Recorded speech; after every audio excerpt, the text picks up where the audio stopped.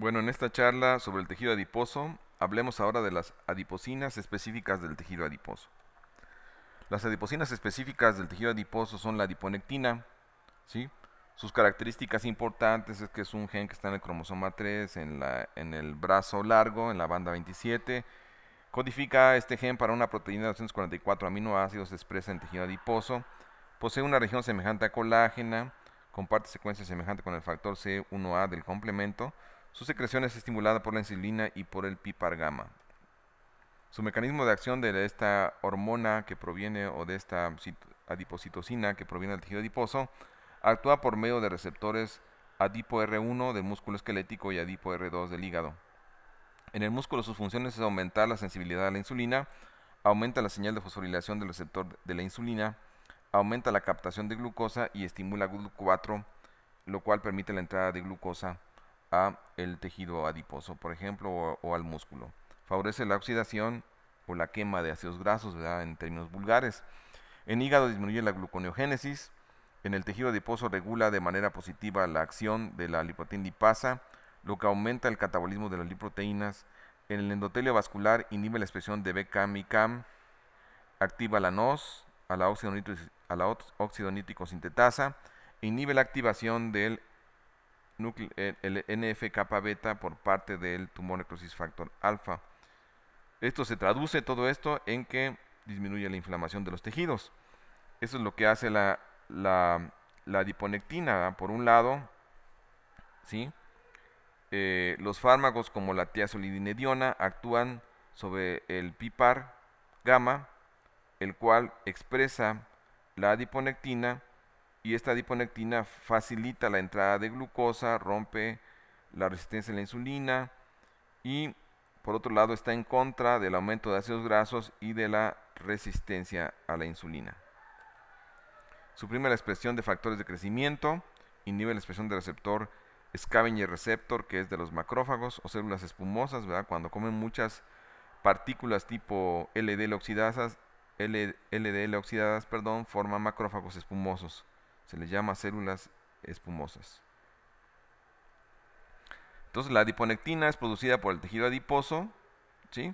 Tiene efectos benéficos en músculo, rompe la resistencia a la insulina, hace las células más sensibles a la insulina, aumenta la oxidación, la quema de ácidos grasos, disminuye el flujo de ácidos grasos hacia hígado, disminuye el flujo de ácidos grasos hacia el vaso y disminuye la inflamación vascular, disminuye la gluconeogénesis y aumenta la sensibilidad a la insulina. La resistina es otra hormona que se opone a los efectos de la insulina, también es producida por el tejido adiposo, la sintetiza el estroma vascular del tejido adiposo y los monocitos. Se detecta en médula ósea, monocitos, pulmón, placenta, etcétera, tiene varias células.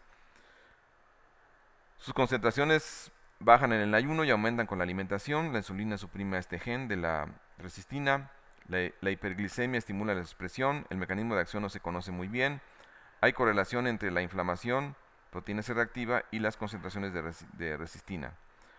Tiene efectos antagónicos en la insulina, disminuye las HDL plasmáticas, ¿sí?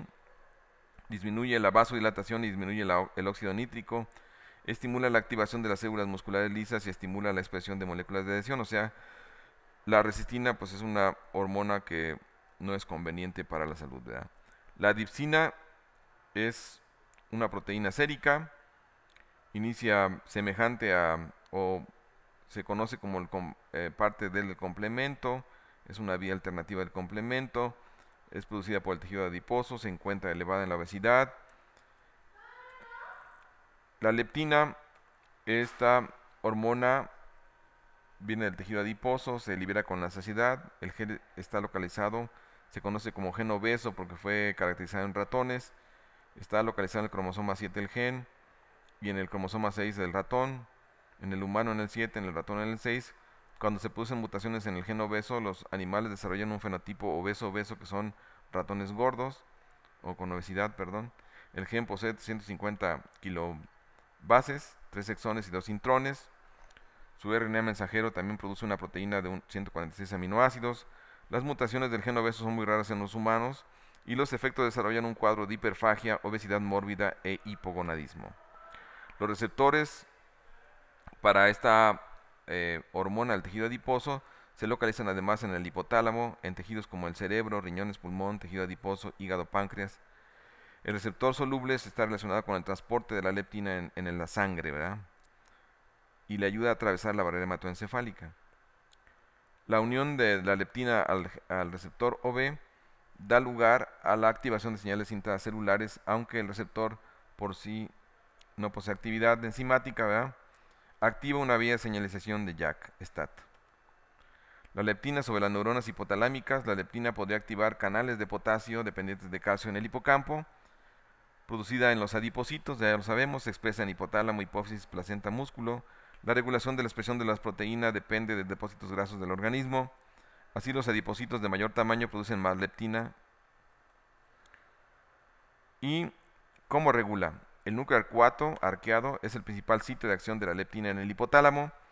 Hay dos poblaciones de neuronas blanco para la leptina. La primera es la vía orexigénica, inductora del apetito, constituida por neuronas que liberan neuropéptido Y la proteína agouti. Esta proteína pues, se caracterizó en ratones de este tipo o en animales de este tipo. La segunda forma parte de la vía anorexigénica, inductora de la saciedad. Son neuronas secretoras de propio melanocortina y de la hormona estimulante de los melanocitos. Neuronas que liberan CART, del inglés Cocaine Amphetamine Regulation Transcript. La leptina inhibe la vía orexigénica y estimula la anorexigénica. Aquí vemos, en este caso, la producción de la leptina y de la insulina del páncreas, la leptina del tejido adiposo. La leptina inhibe o actúa negativamente sobre el neuropéptido Y las neuronas que producen la proteína agouti, y estimula positivamente a las neuronas que producen propio melanocortina y CART.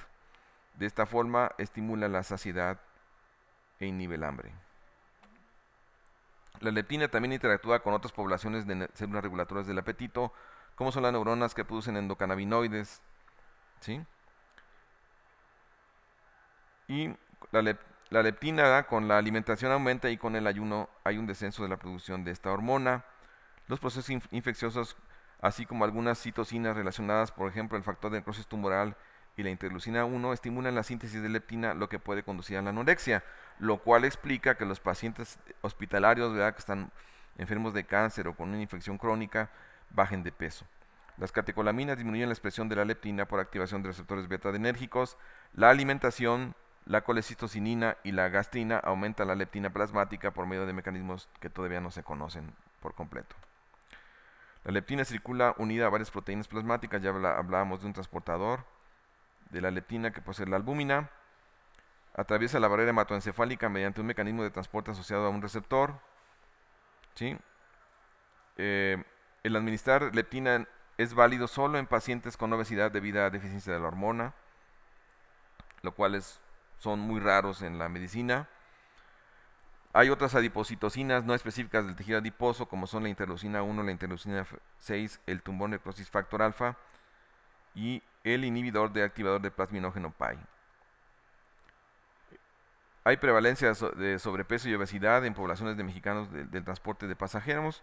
Estos estudios demuestran que la mayoría de los transportistas tienen obesidad central, tienen sobrepeso, lo cual los lleva a problemas muy severos. Este aumento de tejido adiposo en el abdomen lleva al síndrome metabólico. Entonces vemos que la inactividad, el sedentarismo del transportista, pues sí lo lleva a graves problemas de ser un prediabético con síndrome metabólico y después un diabético tipo 2. Entonces vemos que el problema es más grave en las mujeres, ¿sí? Tenemos más problema de obesidad y sobrepeso en las mujeres. Y también lo más grave es que tenemos obesidad central más acuciosa, ¿verdad?, más frecuente en las mujeres que en los varones. Muchas gracias.